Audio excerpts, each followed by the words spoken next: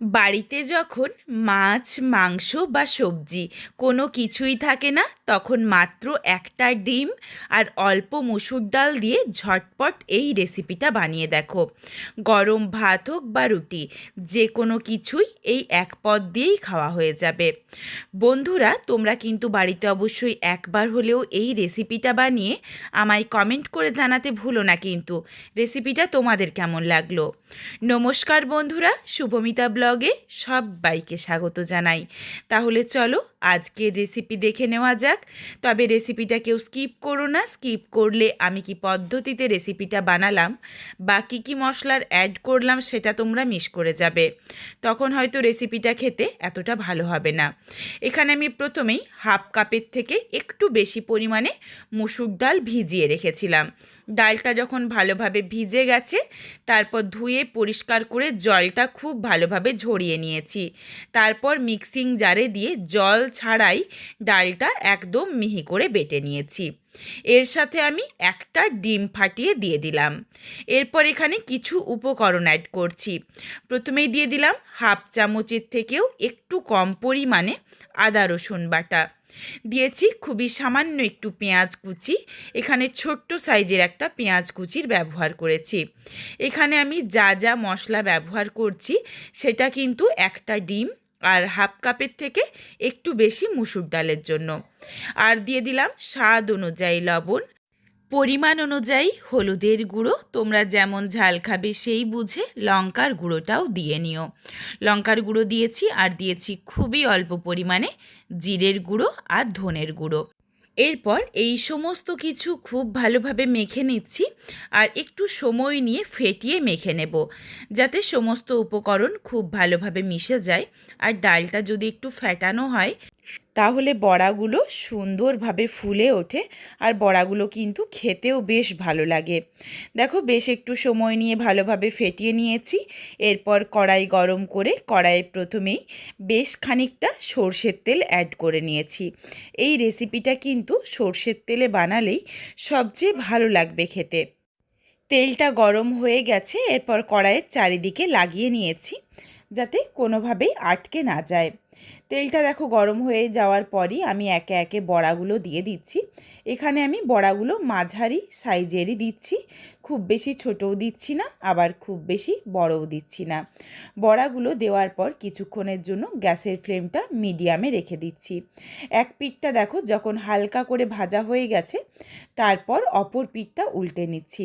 বড়াগুলো কিন্তু গ্যাসের ফ্লেম মিডিয়ামে করেই প্রত্যেক কটা বড়া ভেজে নেব। সুন্দরভাবে দেখো বড়াগুলো কিন্তু প্রত্যেক কটা ফুলে উঠেছে।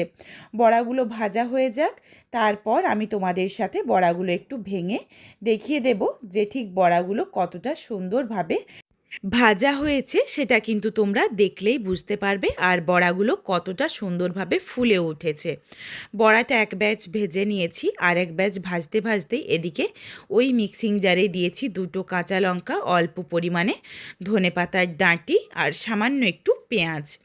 এই মশলাটাকে একদম মিহি করে বেটে নিচ্ছি, আর এদিকে দেখো একটা বড়া ভেঙে দেখিয়ে দিচ্ছি। বড়াগুলো সুন্দরভাবে ভাজা হয়ে গেছে।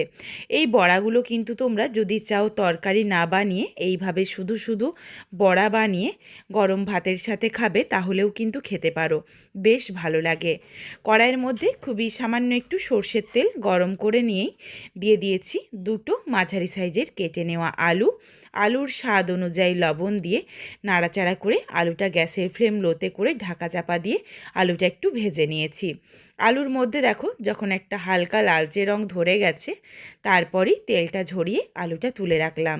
কড়াইয়ের মধ্যে যেটুকু তেল রয়েছে এই তেলেই রান্নাটা করে নিচ্ছি, আর তেল দিচ্ছি না। তো তেলের মধ্যে প্রথমেই ফোড়নে দিলাম শুকনো লঙ্কা, তেজপাতা আর গোটা গরম মশলা, যার মধ্যে রয়েছে ছোটো এলাচ, লবঙ্গ, দারচিনি। ফোড়নটা ভাজা হয়ে গেছে, এরপর এখানে সামান্য একটু গোটা জিরে দিয়ে দিলাম। নাড়াচাড়া করে ভালোভাবে মিশিয়ে নিয়েছি। এরপর এর সাথে দিয়ে দিচ্ছি 1 চামচ পরিমাণে আদা রসুন বাটা। এখানে আমার আদা রসুনটা আলাদা করে বাটা ছিল, এই জন্য আমি এইভাবে দিলাম। তবে তোমরা চাইলে আমি যেই মশলাটা পেস্ট করেছিলাম পেঁয়াজ আর যা দিয়ে, তার সাথে অল্প অল্প করে আদা রসুন দিয়েও কিন্তু মশলাটা পেস্ট করে নিতে পারো। আদা রসুন বাটা দিয়ে নাড়াচাড়া করে কিছুক্ষণ সময় নিয়ে একটু হালকা করে ভেজে নিয়েই দিয়ে দিয়েছিলাম বেটে রাখা মশলার পেস্ট। বাটা মশলা দিয়েও নাড়াচাড়া করে গ্যাসের ফ্লেম লোতে করে বেশ কিছুক্ষণ সময় নিয়ে মশলাটা কষিয়ে নিয়েছি। অল্প তেল দিয়ে রান্নাটা করছি, এই জন্য কিন্তু একটুখানি আঁচ কমিয়ে সময় নিয়ে মশলাটা কষিয়ে নিতে হবে, তা না হলে মশলাটা পুড়ে যাবে। মশলার যখন কাঁচা গন্ধ চলে গেছে তারপর কিছু গুঁড়ো মশলা দিয়েছি। প্রথমে দিয়েছি পরিমাণ অনুযায়ী হলুদের গুঁড়ো, 1/2 চামচ পরিমাণে জিরের গুঁড়ো আর 1 চামচ পরিমাণে কাশ্মীরি রেড চিলি পাউডার। এটা দিলাম কালারের জন্য, তবে এটা সম্পূর্ণ অপশনাল, তোমরা চাইলে দিতে পারো, না চাইলে বাদ দিতে পারো। তেলের পরিমাণ খুবই অল্প রয়েছে, এই জন্য কিন্তু সামান্য একটু জল দিয়ে দিলাম যাতে মশলাটা পুড়ে না যায়, তা না হলে গুঁড়ো মশলাটা কিন্তু পুড়ে যেতে পারে। জল দিয়ে নাড়াচাড়া করে ভালোভাবে মিশিয়ে নিচ্ছি। আবারও আঁচ কমিয়ে মশলাটা বেশ কিছুক্ষণ সময় নিয়ে কষিয়ে নেব। এদিকে মশলা কষাতে কষাতেই আমি মিক্সিং জারের মধ্যে নিয়ে নিয়েছি 1 চামচ পরিমাণে টক দই। টক দইটাতে সামান্য একটু জল দিচ্ছি, জল দিয়ে মিক্সিং জারটা একটু ঘুরিয়ে নিচ্ছি যাতে টক দইটা খুব কম সময়ের মধ্যেই খুব ভালোভাবে ফেটানো হয়ে যায়। আর মিক্সিং জারে যদি এইভাবে টক দইটা একটু ঘুরিয়ে নেওয়া যায় তাহলে কিন্তু টক দইটা ফেটে যাওয়ারও কোনো রকম সম্ভাবনা থাকে না। মশলাটা দেখো খুব ভালোভাবে কষিয়ে নিয়েছি, তারপরে দিয়ে দিলাম ফেটিয়ে নেওয়া টক দই। টক দই দিয়ে আবারও একবার নাড়াচাড়া করে ভালোভাবে মিশিয়ে নিয়েই দিয়ে দিলাম ভেজে রাখা আলুগুলো। আলুর পরিমাণ তোমরা তোমাদের পছন্দ মতো চাইলে আরও কম বেশি করে নিও, বা মুসুর ডাল বা ডিমের পরিমাণটাও। তবে ডিমটা কিন্তু খুব বুঝে দিও, খুব বেশি যদি ডিমটা দিয়ে দেওয়া হয় তখন কিন্তু আবার একটুখানি যদি জল মতো হয়ে যায় তখন কিন্তু বড়াগুলো ভাজতে খুব অসুবিধে হবে। আলুটা দিয়ে নাড়াচাড়া করে মশলার সাথে কষাতেই দিয়ে দিয়েছি 1/2 চামচ পরিমাণে চিনি। চিনিটা কিন্তু অবশ্যই দিও, তাহলে টেস্টটা ব্যালেন্স হয়ে যাবে। চিনি দিয়ে আবারও নাড়াচাড়া করে প্রায় 10 থেকে 20 সেকেন্ডের মতো একটু মিশিয়ে নিয়েছিলাম। তারপরেই বেশ কিছুটা জল দিয়ে দিয়েছি, তোমরা যেমন ঝোল বা গামাখো রাখতে চাও সেই বুঝে জলটা দিয়ে নিও। সুন্দরভাবে যখন ফুটে উঠেছে তারপরেই গ্যাসের ফ্লেম লোতে করে বেশ কিছুক্ষণের জন্য ঢাকনা দিয়ে ঢেকে রেখেছিলাম, যাতে আলুগুলো যেটুকু বাকি রয়েছে সেদ্ধ হতে সেটাও খুব ভালোভাবে সেদ্ধ হয়ে যায়। আলুটা সুন্দরভাবে দেখো একটা চেপে দেখিয়ে দিচ্ছি সুসেদ্ধ হয়ে গেছে। তারপরই একে একে বড়াগুলো দিয়ে নাড়াচাড়া করে মিশিয়ে নিয়ে দিয়ে দিলাম বেশ কিছুটা পরিমাণে ফ্রেশ ধনেপাতা কুচি। এই রেসিপিটার মধ্যে আমি কিন্তু ধনে গুঁড়ো ব্যবহার করিনি, তার কারণ ধনেপাতা কুচির ব্যবহার করছি বলে।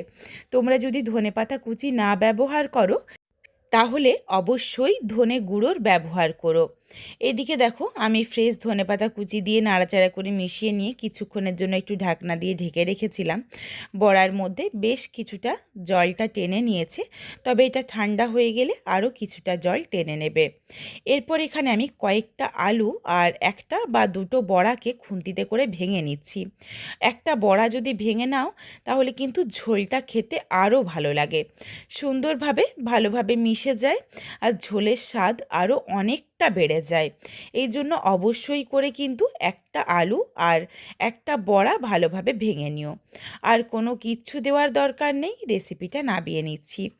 গরম ভাতের সাথে মাছ, মাংস বা সবজি কোনো কিচ্ছু দরকার হবে না, একবার হলেও এই রেসিপিটা বানিয়ে দেখো।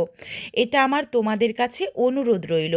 আর বাড়িতে অবশ্যই একবার রেসিপিটা বানিয়ে আমায় কমেন্ট করে জানাতে ভুলো না কিন্তু রেসিপিটা তোমাদের কেমন লাগলো। রেসিপিটা তোমাদের যদি ভালো লাগে তাহলে লাইক করো, শেয়ার করে বন্ধুদের দেখার সুযোগ করে দিও।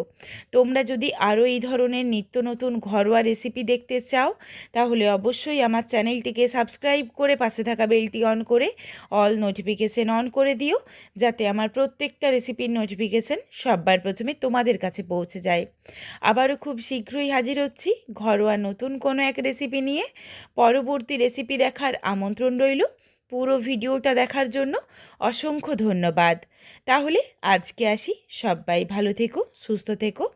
আবারও শীঘ্রই দেখা হচ্ছে কিন্তু ঘরোয়া নতুন কোনো এক রেসিপির সাথে।